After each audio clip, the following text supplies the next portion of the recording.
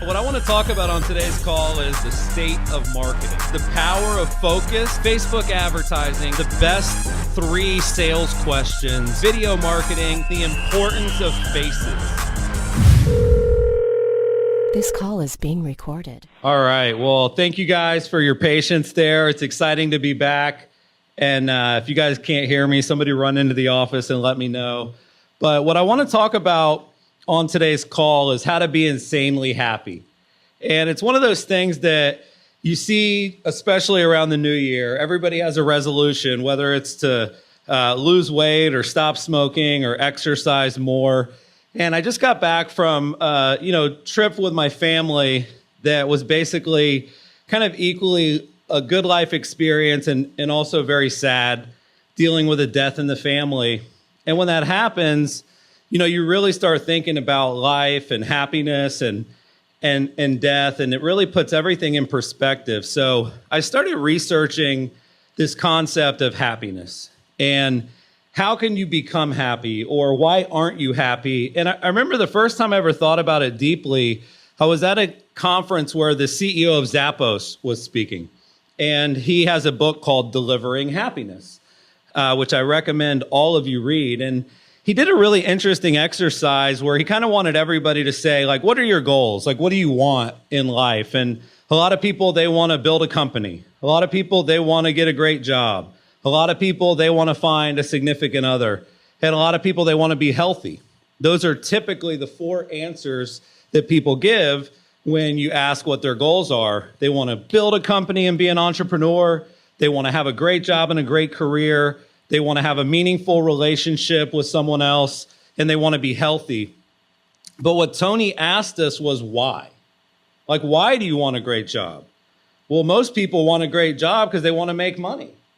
Well, why do you want to make money? Because they want to buy a house. They want to buy a car. They want to be able to provide for their kids. But why do you want to be able to do those things? Because that will make you happy. Same thing with health. Like, why do you want to be healthy? Oh, I want to be able to run faster. Why do you want to be able to run faster? Oh, I want to run a marathon. Why do you want to accomplish the feeling of running a marathon? Because you think that will make you happy. Same thing with a job. Same thing with a company. Like, why do you want to find a boyfriend or girlfriend? Why do you want to find a husband or wife? Because you think that'll make you happier.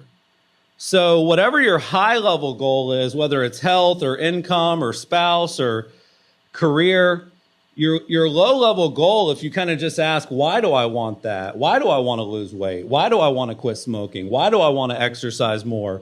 And it really comes down to this idea that you want to be super happy.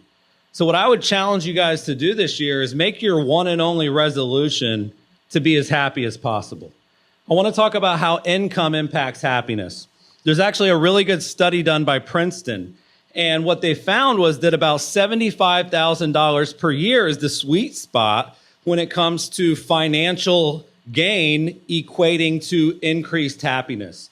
So if you're making $20,000 a year and you can double it to 40 or increase it to 60, there's a tangible increase in your day-to-day mood. But the difference between that income and more, there's not a whole lot more upside in happiness. So the other thing that they broke down in this study is there's 2 types of happiness, right? One is your day-to-day mood. One is this deeper satisfaction that your life is going the right way. And what they found is that even if you hit the magical kind of $75,000 a year, which I would say the majority of the people that work for Curator, you guys make that, it improves the life satisfaction. You become happier that your life is on the right track, but you actually don't wake up in a more jovial mood. So between making 100,000 to 200 to 300, the people that make $1 million, they're not happier the more money they make. In fact, some of them become miserable. So it's important to understand that if you're not happy right now, it's probably not because of your income. It's actually probably something a lot deeper. And that gets me into the second study that I looked at, which was done by Harvard. And this is really fascinating stuff. They tracked the same group of men for 80 years. So basically since 1938, they've been meeting with the same group of men. And half of the people that they met with were from the inner city, very low income, not really a lot of socioeconomic advantages. and the other half were actually Harvard students. So obviously, kids that go to Harvard typically, a lot of times, are pretty well off. And what they did is every 2 years, they'd meet with them and ask them about their physical and emotional health. They'd ask about their employment, their families, and their friends. And what they found was that it was not money or status that determined a good life. The people that were the happiest and the healthiest stated that it was strong interpersonal relationships that made them feel better. And the people who were actually isolated were the ones that had declines in mental and physical health. So a deep set of personal relationships is actually what led to happiness. And everybody can have that right now. You can have relationships with your coworkers, with your bosses, with your friends, with your family, with your clients. Like, the ability to have great relationships is already there for you. So they asked the guy that did this study, his name was Valiant, and I have a link to the whole study you guys can check out. But they asked him, ultimately over 80 years, what did you learn from this study? And I thought that this statement was so powerful.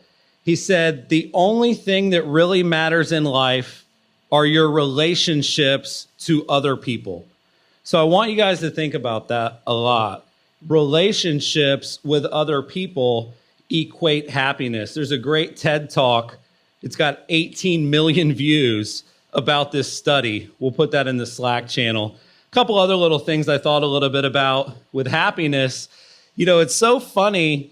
I'm sure you guys have friends or people that you're connected to on social media where they really want you to think they're happy. This happens a lot with couples. The couples that are constantly posting how happy they are. And there was a great article in Inc. about the happiest couples actually post the least. So it's a great read. It basically is 8 reasons why happy couples don't share their status on social.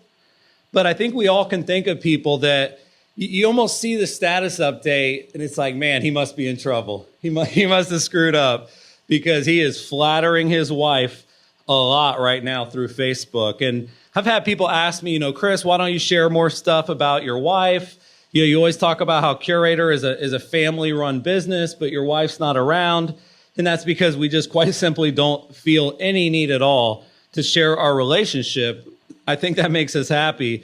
I want you guys to think about the fact that sometimes the more you share, the less you actually care. So think about that in your personal relationships. The last thing was just kind of how does all this impact work life? And what are some of the action items that you guys can take to make 2018 not your best year ever, but your happiest year ever? And I was reading this blog post from Neil Patel. I just thought it was great. And one of the stats from it was that people who actually have a best friend at work are 7 times more likely to be fully engaged. And I see this a lot at Curator. Neil and I have been friends well before Curator started, and Jimmy and I as well. And I see, Annette and Lauren, and I see, Naomi and Danielle, and I see all these relationships, Tyler and Austin and Jenny and Lisa, and it's just fascinating. But I really do believe that the more effort you put into making deep and meaningful relationships with your coworkers, the more you'll enjoy your job. And there's a lot of data behind this. 54% of employers feel that strong work relationships improve culture. 36% of people that have a friend at work said that they enjoy going to work. They feel more valued. They feel more productive. Close work friendships boost employee satisfaction by almost 50%. So when I think about, my resolutions and some of the things that I want to make a concerted effort to do this year, it really just comes down to how can I make sure that I'm always as happy as possible? That comes through work relationships, personal relationships, being a good dad, being a good father, being a good husband, being a good boss. And I really just think that all of you have what you need to be happy now. You work for a great company. We live in a great country. We have all these opportunities to do something special, which at most companies don't exist. So whatever your goals are for this year, I actually think your only goal is actually just to be happier. So think about that as you tackle 2018. Thanks for your time, guys. Hey, this is Chris. Thanks for listening to my call. If you enjoyed the call, please subscribe right now. Also, share the episode and use the hashtag #CallsWithChris. Every week, I choose a few people randomly to win a free signed copy of The Conversion Code, my USA Today best-selling book. You can also visit Curaytor.com. That's CURAYTOR.com to learn more about my company, which is the one I'm running during these calls. We help small businesses grow faster, and we've been featured recently by Inc., Forbes, Fortune, and Entrepreneur Magazine.